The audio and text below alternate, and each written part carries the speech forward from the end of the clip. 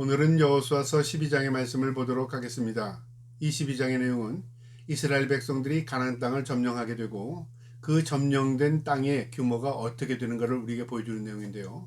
먼저 요단강을 중심으로 동편에 있는 땅과 서편에 있는 땅을 나눠서 설명하는 내용이 오늘 본문의 내용입니다. 오늘도 이 말씀을 통해서 하나님께서 이스라엘 백성들에게 하신 그 약속이 어떻게 성취되었는가를 우리에게 보여주는 내용입니다. 오늘도 이 말씀을 통해서 하나님의 신실하심을 깨달을 수 있는 저와 여러분 되기를 주님의 이름으로 축복합니다. 12장 1절에 이스라엘 자손이 요단 저편 해돋는 쪽 곧 아르논 골짜기에서 헤르몬 산까지 동쪽 온 아라바를 차지하고 그 땅에서 쳐 죽인 왕들은 이러하니라. 먼저 요단강 동편에 있는 땅을 지금 점령된 땅을 설명하는데요. 이 땅은 세지파에게 분할한 땅이었습니다.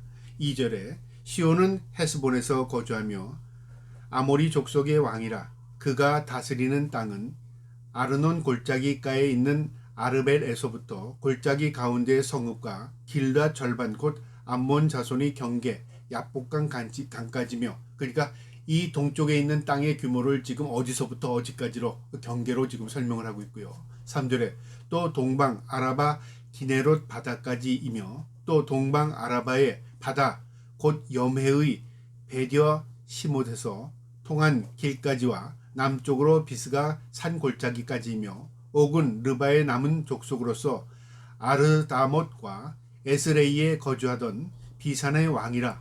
그러니까 이 시온 왕과 이 바산의 왕을 쳐 죽이고 이 동쪽의 땅을 차지한 겁니다. 그러니까 이 두 국가가, 그러니까 부족 국가가 차지했던 그 땅을 다 몰아내고 이스라엘 백성들이 두 지파 반, 세 지파가 이 땅을 점령한 거죠. 5절에 그가 다스리던 땅은 헤르본 산과 실르가와 온 바산과 및 구술 사람과 마가 사람의 경계까지의 길르앗 절반이니 헤스본 왕 시온의 경계에 접한 곳이라. 여호와의 종 모세와 이스라엘 자손이 그들을 치고 여호와의 종 모세와 그 땅을 르벤 사람과 갓 사람과 므낫세 반지파에게 기업으로 주었더라. 이 동편에 있는 부족 국가를 몰아내고 이스라엘의 세 지파가 정확하게 두 지파 반이죠. 르벤 지파, 므낫세 지파, 므낫세 반지파, 갓 지파에게 그 땅을 분할해서 나눠준 겁니다. 그리고 나머지 지파는 이제 요단강을 중심으로 서편에 있는 땅들을 또 차지하게 되는데요. 7절부터는 이제 서편에 있는 차지한 땅입니다. 그러니까 동편의 땅은 모세가 살아있을 때 함께 전쟁을 치렀던 땅이고요.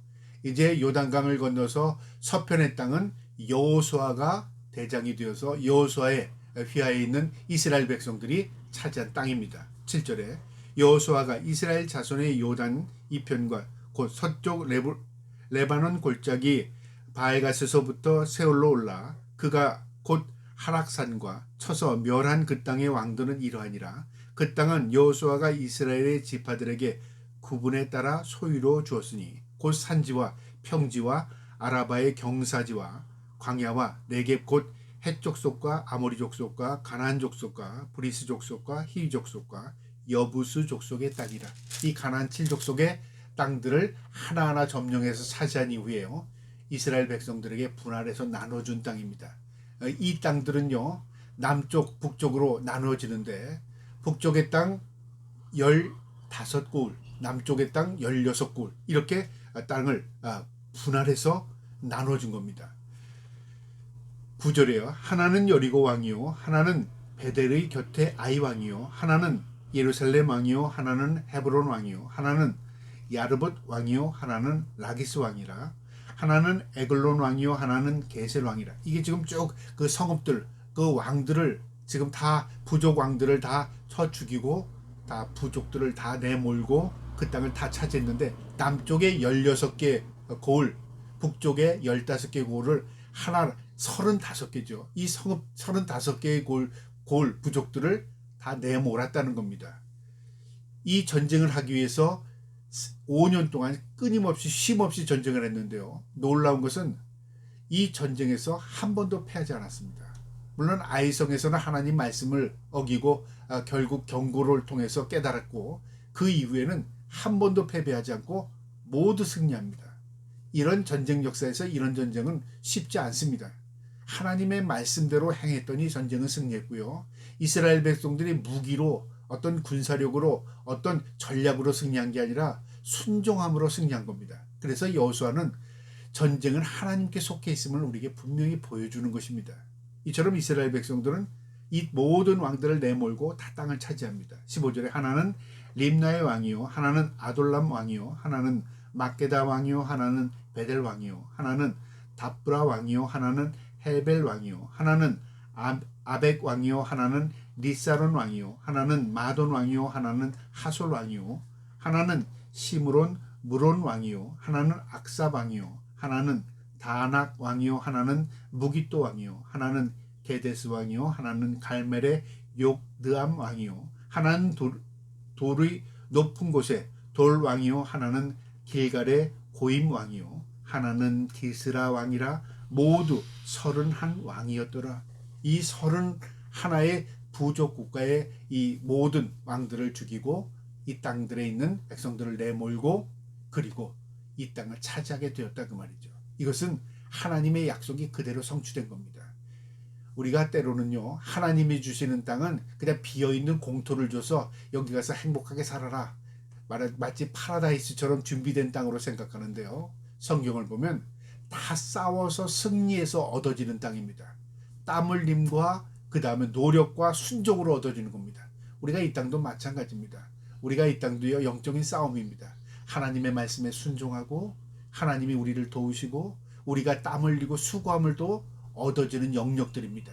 이걸 통해서 하나님께서 은혜를 베풀어 주십니다. 또 가나안 땅의 특징은요, 오늘날도 마찬가지고 그 당시도 마찬가지처럼 비옥하고 아주 옥토가 아닙니다. 어떤 면으로는요, 옥토는 별로 없습니다. 다 적박한 곳입니다. 또 비를 모을 수 있는 장소도 별로 없습니다. 하늘을 내려다보고 하나님이 주셔야 농사를 짓는 그런 땅입니다. 그런데 이 땅을 왜 젖과 꿀이 흐르는 땅이라고 했는지 아십니까? 젖과 꿀이 흐르는 땅은 좋은 땅이라 그런 의미가 아니라 하나님이 하나님의 백성들과 함께하는 땅이라 그 말이죠. 그것이 옥토고 어떤 풍요보다 더 큰 은혜가 있는 땅입니다. 우리가 어떤 곳에 있느냐가 중요한 게 아니라요, 어떤 누구와 함께 있는가가 더 중요한 겁니다. 우리가 이 땅에서 광야와 같은 인생에서 살아가지만 하나님이 우리와 함께 하실 때 그것이 하늘나라가 되는 것이고요, 그곳이 하나님이 임재의 장소가 되는 것이고요, 우리가 하나님을 의지하고 사는 곳, 그곳에 승리가 있는 것입니다.